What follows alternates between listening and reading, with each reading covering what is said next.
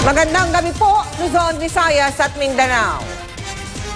Nanggulo na nga, nakaabala pa sa mga dumaraang motorista ang isang grupo ng mga menor de edad. Pinagbabato rin nila ang CCTV camera na nakakahuli kang pamandiin sa krimen sa lugar. Ang mga menor de edad ay kagrupo raw ng tinaguriang gagambabues na tirador naman ng mga kable ng CCTV.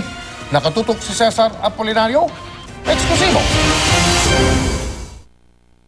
Walang emergency o sirang kalye, pero kita sa CCTV ang 5 menor de edad na lalaki na ibinalandra ang 2 konkretong signage sa Old Sauyo Road sa Quezon City mag-aalas 4 kaninang madaling araw.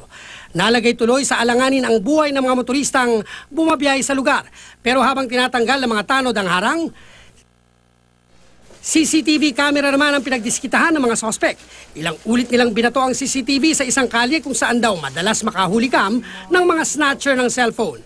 Pero dahil may dumaang mobil ng tanod, nagpulasan ng mga sospek. Nitong Lunes lang, nahulikam ang pang-hold up sa isang sasakyan dito. Ito yung mga perwiso perwiso sa barangay namin. Kaya nila sinisira yung mga gamit ng barangay para hindi ma-monitor yung mga bad activity nila, kagaya ng pagnanakaw ng cellphone. Ayon sa mga opisyal ng barangay, taga-kalapit barangay lang ang mga nanggugulong kabataan. Napag-alaman din ng barangay na kagrupo ng mga ito ang tinaguriang gagamboys na tirador naman ng mga kable ng CCTV. Sa kuha ng CCTV, makikita ang lalaking sospek na pasimpleng tumalon at sinungkit ang mga kable gamit ang tangkay ng payong. Nang lumaylay na ang mga kable, pinutol niya ito gamit ang plais. Nag-spark pa ang wire bago tuluyang namatay ang CCTV. Nahuli kamakailan ang sospek na umano'y leader ng gagamboys na nakilalang si Norberto Serena. Na-recover sa kanya ang mga kable ng CCTV. Nakita ko nga po yung sospek, nakasalukuyang sinusungkit yung isang kable.